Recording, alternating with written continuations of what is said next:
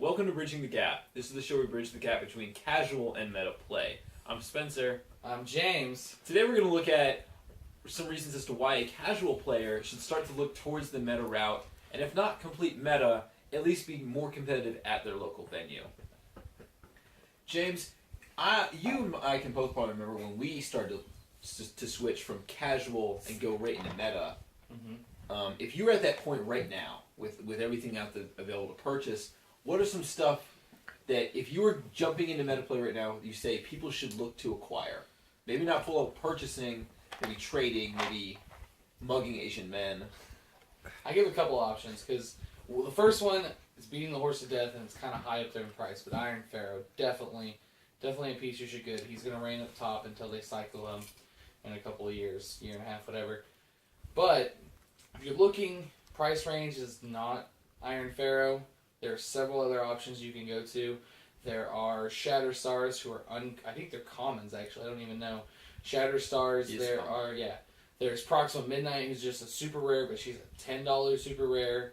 I will say this. While you think of some more, I think Iron Pharaoh is a great piece to acquire, not only for the fact of you using it and learning how to master that piece.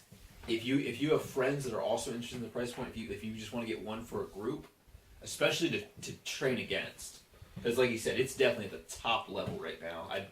I think being able to literally attack people from your starting area through a object or token, whatever you want to call it, that cannot be destroyed, while you can wall yourself in or work whatever strategy you want with that, it's really, really hard to beat. Another good piece would be Lyda from Slosh, and she's in that lower range right now as well. So I mean, top dollar, you're gonna probably want an entity, with Iron Pharaoh, or you're gonna want an entity with Proxima Midnight, Little Mail, Shatter Star, any of those. And it really, honestly, right now the meta is so diversified that anything can kind of just surprise you and take a win right now. I mean, we've seen Banshee teams come out of nowhere and win. We've seen like the Shatterstar teams come out and win. We've seen Despotella's teams come out and win.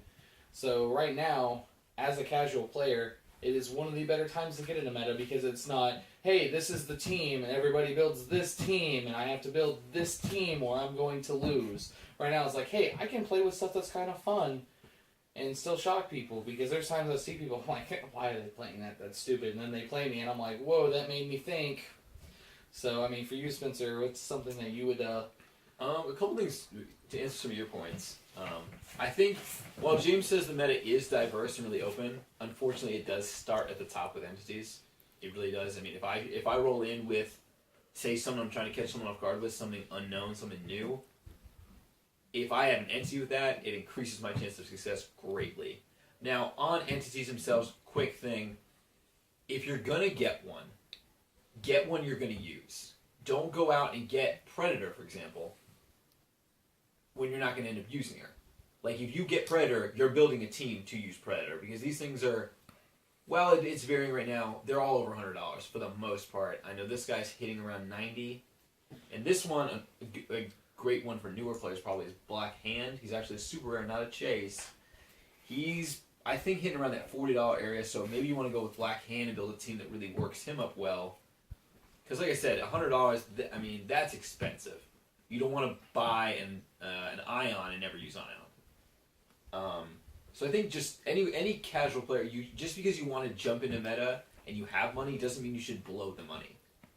I mean, it's like any sports team. They don't want to blow all their money on the wrong things. Just get what you actually need, and you'll be fine. Because when I first started out, I bought packs upon packs upon packs upon packs trying to get the one piece I needed. And I have another friend who literally spent thousands upon, I think he quoted up to $10,000 worth just buying on packs just to pull one figure. And today he told me, James, if I could go back, I'd use eBay. And, you know, eBay is a great place to go and look for most of these things. You got a lot of people out there selling them for cheap. You know, most of these entities are on there really, really cheap. You can find great deals. There's a lot of Facebook groups if you're out there looking. Just ask to join them. Unfortunately, the biggest one is actually a secret group now, so kind of sucks. You have to be friends with someone to get into it. But I mean, don't like you said, don't blow your money because then you're just gonna be sitting there broke and you've got an Ion. That's cool. Here's a question for you. Why should I, as a new player who's played the game a couple months, looking to up my game a little bit, why should I go out and buy, say, Parallax for around 130 when if I got a hold of a pack for maybe say I could purchase a Warlight pack for $15?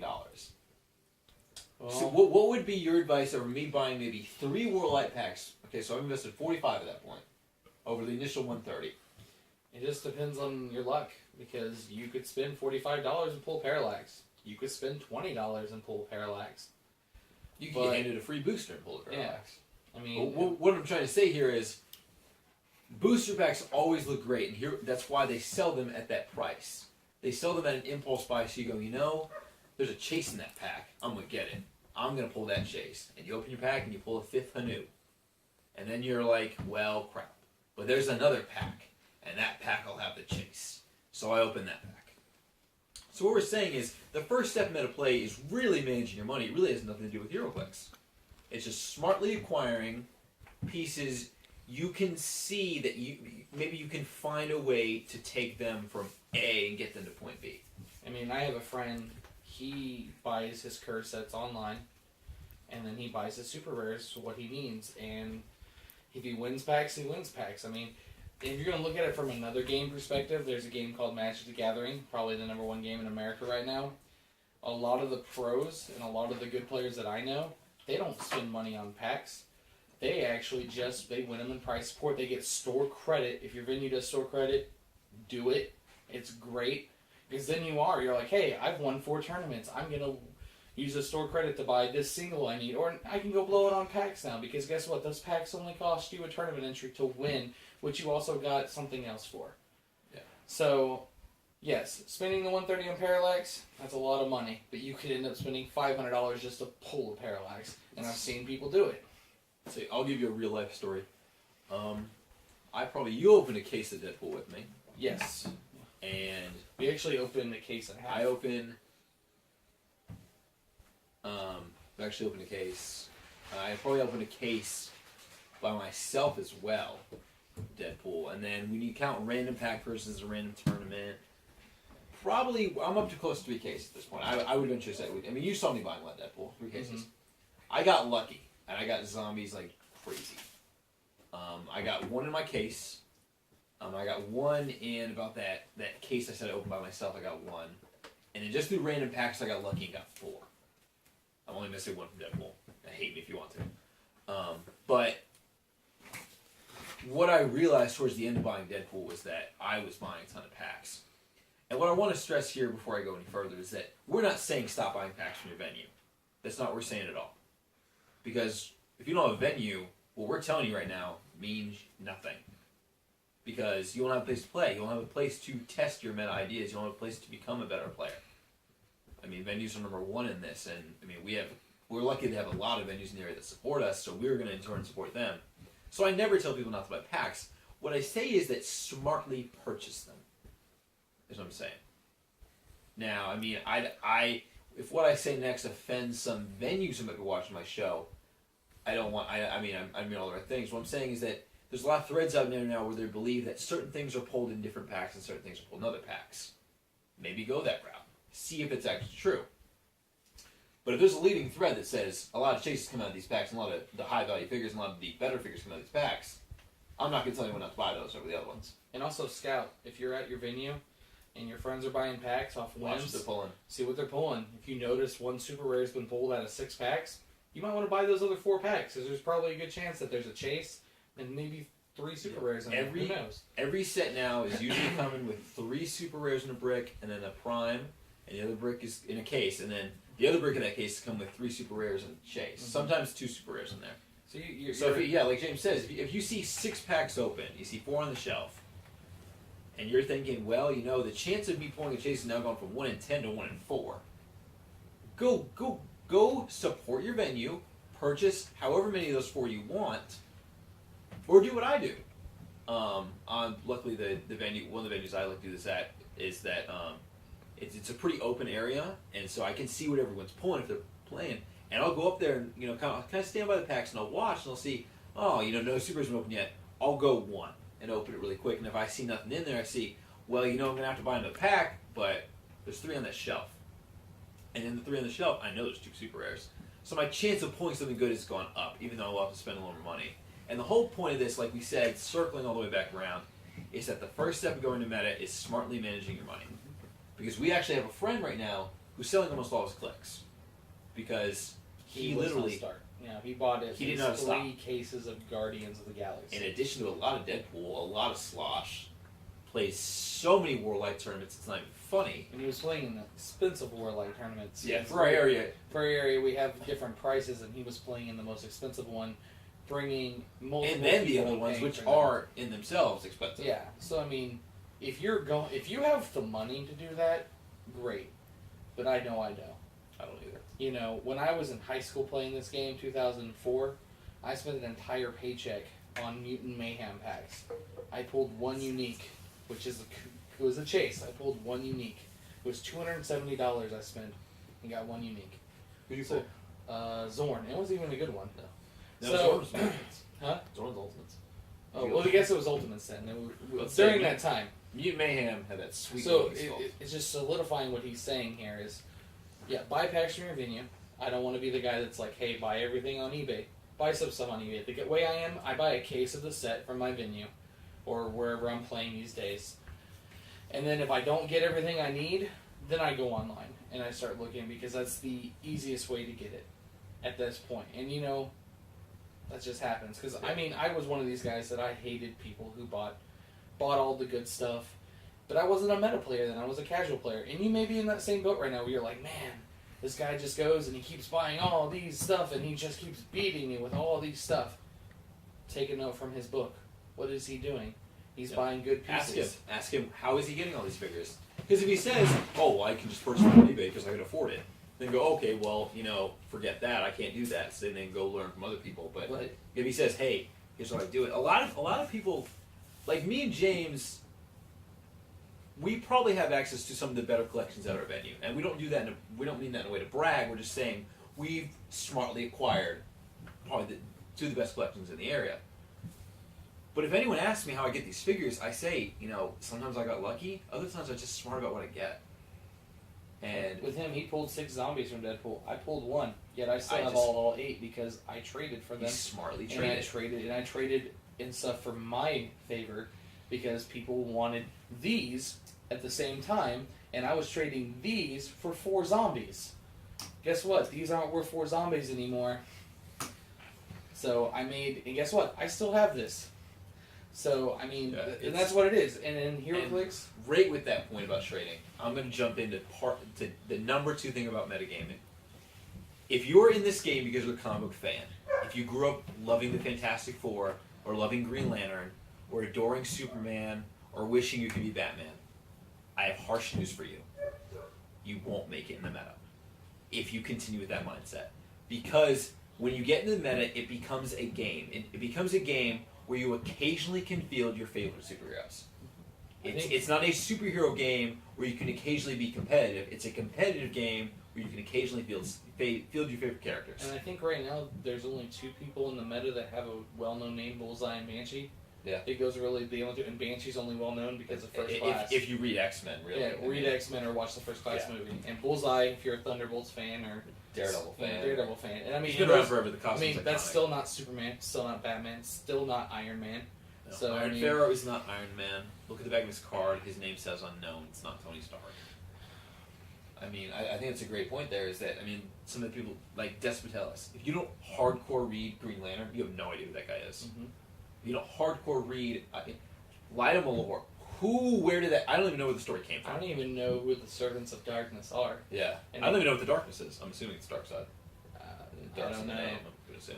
But that's what I I'm have my saying. cameraman off camera shaking his head violently no, so That's what I'm wrong saying. there. I am a comic book fan. I am too. I adore Magneto and I adore Deathstroke.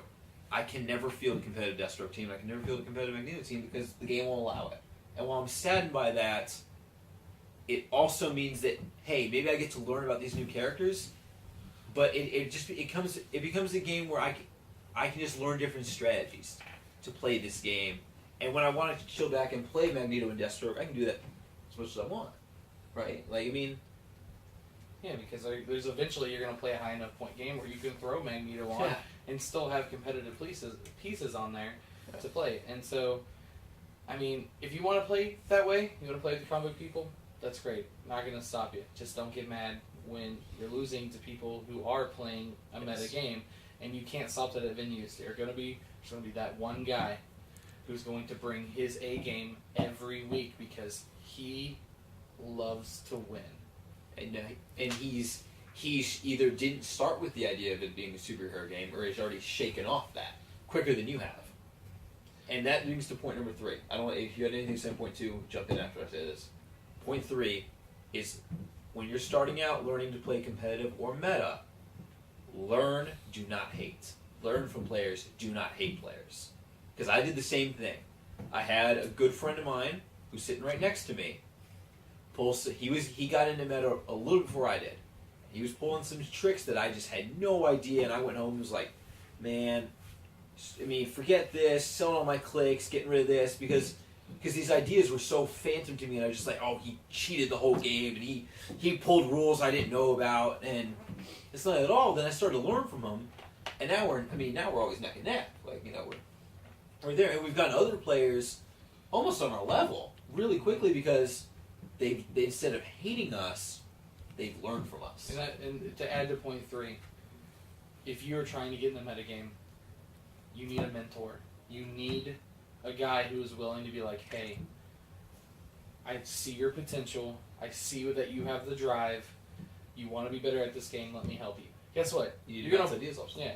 You need we bounce off ideas off each other. I have guys in Kansas City. I have guys in Wichita, Kansas. I have guys in Salt Lake City that I bounce ideas off of. And guess what? Sometimes they're garbage. Sometimes they're like, they don't want to say anything because they're like, cool, he just thought of something I didn't think of. Yeah.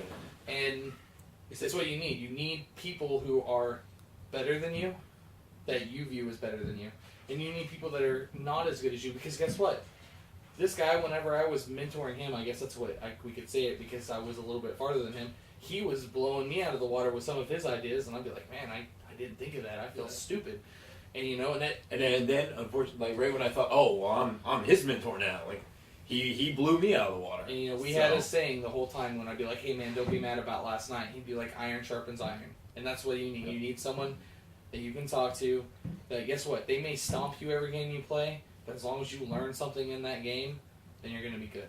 Yeah. So I mean, we've got a couple players right now, I think, in our group right now that, because initially I've had a couple people who have wanted me to be their mentor, and I'm not the best at it because I'm still learning so much myself. So I kind of pushed them away, and I didn't really want to be a part of that. But now that, I mean, you know, talking about it and doing stuff, I take a much more of an aspect approach where, I mean, I constantly have people, even at the tournament, people who build their teams at the tournament, you know, ask me, hey, should I do this? What is this going to get me? What is this going to get me? And I'll say, you know, both ideas are terrible. Let's take a look at maybe taking a piece here, a piece there, and a piece that you didn't think about. But again, they're like, whoa, that didn't cross my mind. I said, yeah, you know who told me that? James did.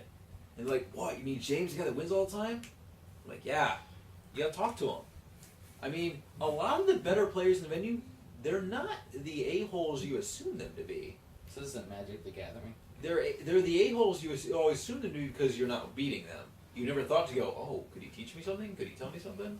You're just mad he took your Atrocitus LE that you wanted so much because you're a huge Red Lantern fan. But guess what? He built a better team than you, and now you have to trade him for that Atrocitus because he just wanted it for trade bait. So I think we should go ahead and end the show here on that note. Yeah, then. So look for maybe a second video talking about this sometime soon. You know, picking up where we're leaving off here. So let's recap here. So we're gonna hit you with our 3 points again, and then we got a little special part at the end for you. Okay, part 1 was smartly managing your money and being smart about what you require. Just if you have the money to blow, doesn't mean go and blow all of it. If you don't, research your dials. Both ways, I think you should research your dials. Learn what figures you're actually going to use, especially when it comes to these. Part 2 was understanding that if you're wanting to take this gap, of going from casual to meta, you need to learn that it's a competitive game where you can occasionally play superheroes you like, versus what you've been playing, a superhero game that you can occasionally be very competitive at. Mm-hmm. And then part 3 is learn, do not hate. Learn from the best players of venue. Get on the internet and learn from the people that are winning. Whether you talk to them directly, whether you message them through Facebook, you get on through HG Realms or something, or you just talk to local guys in your area that you think are the best players. They may not be when you start to play and you start to learn. But for now, if they're what you're seeing is the best, learn from them, because clearly they're doing something right and you're doing something wrong. And then one little side note, I guess you call it 3.1, but maybe it's just kind of an overarching rule of everything, is don't get lost in trying to become too competitive. Because you're going to hit a wall. You're going to hit a wall where you either looked at too many dollars and you're burnt out on clicks, or you even if you've been managing money right, you're only looking at, oh gosh, how much sooner can I can get the next $100 piece, and then, which I guess isn't smart money management, but if that's the way you got to acquire these things, that's the way you do it. This game should be fun for you to play. Mm-hmm. Don't lose your love for it. If you start playing meta and you're losing your love for the game and you're losing the reasons you like playing it, then stop. Take a step back. Play some casual, and then maybe try it again when you've casual gaming can teach you some tricks too. I mean, playing other games, for instance, can teach you tricks in HeroClix. I mean, play some chess, play some Risk, play some other things, because you're going to apply those same strategies to HeroClix. And like we said, if you're not having fun playing it, competitive or casual, I mean, that's just a terrible thing to be in. Like, you don't want to be playing this game because it's the only thing you know, and you're not enjoying it at all. So, some fun products. I mean, we got a lot of stuff for the competitive people looking to become competitive gamers out there right now. We got a couple other things I want to show you. One is the Justice League strategy game. It's actually for both meta and... Yeah, it actually is. I mean, the figures on the back, you guys probably can't see because camera. On the back, it actually shows you the 4... Is it 5? It's 5 figures it comes with. You get 4 of the Justice League: Batman, Superman, Wonder Woman, Cyborg. I don't personally consider Cyborg a Justice League member, but whatever. You got the Trinity, that's what matters. And then you got Darkseid. And I think the Darkseid figure is really cool. Mm-hmm. Really cool. And the sculpt is awesome. But for competitive gamers who already know, is in this, the dials of these guys can actually play as alternate solo adventure dials for the Justice League of America team base, which I think we both rank probably still number 1. It's up there, yeah. 1 or 2. But as a casual, this is a whole other game. Yeah, it's a whole new game using HeroClix figures. I'm assuming HeroClix. I actually haven't got the chance to play it. I'd love to do it sometime. I've looked at the Batman one. There's a Batman one as well. He's gonna grab another game down here that's actually not HeroClix related, but it is tabletop related. It's not. And this could be the game to drive me away from HeroClix. I want to play this with everything in my life. It's called Super Dungeon Explorer. For all you WoW fans, for all you D&D fans, this is a game. I'm going to show you the back. Like I said, I don't know if you can see this. The camera isn't the best. But you get all these figures inside of it. And you set up a dungeon that changes whenever you play it. You can rearrange your tiles. You get to put the figures together, which might sound like a pain, but it's actually a lot of fun. It's a fun thing that's going to teach you some tricks. I think it's going to teach you a lot of stuff that's going to use resources and entities and other things, ATAs and stuff. It's going to teach you alternate abilities. In this game, you're going to look, well, what's the HeroClix equivalent? If you liked something that worked in this game, if you find the HeroClix equivalent, more than likely it's going to work. So that's something to check out. Both of these awesome products are available through DiceAddiction.com, who is sponsoring this podcast. Which we will have a link to their website in our description. So you can check them out. They've got tons of stuff, HeroClix related, Magic, Yu-Gi-Oh! They've even got gaming supplies. I've even seen some Dragon Ball Z anime on there. So they're pretty out there. They're new. They are trying to run some support. They also run the Tulsa Rock here in Tulsa. So any purchases you buy helps that go on. So if you are someone in this area and you come to that, any purchase helps that happen. Yep. And so, they'd love to have your business. They'd love for you just to come check it out. Who knows? You may not buy something this time, but they might get something up there one day for you to like. So bookmark it. Also, subscribe to us if you like it. We're going to be having another video come out. Try to get these out every Wednesday. Yep. Trying to do some other stuff. We don't know yet. We kind of want to do some little quick 5-10 minute videos about some tips, upcoming news, breaking news. maybe unboxings, maybe. Yeah, If unboxings. If you guys are interested in unboxings, I love doing them. Our cameraman loves doing them. James likes them, but they are kind of a pain to do. They really are. And if we don't get them out like the day the set comes out, it's kind of old news. Yeah. And if if you guys are into them, let us know. Yeah, let us know what you want to see from us. Anything you might that's different. We know you got a lot of choices when it comes to HeroClix podcast right now. So let us know in the comments what you kind of like. You can shoot Dice Addiction an email if you like to. They tell us anything that might go on as well. But like always, hit that like button, subscribe, keep those comments classy. Yeah, keep it classy.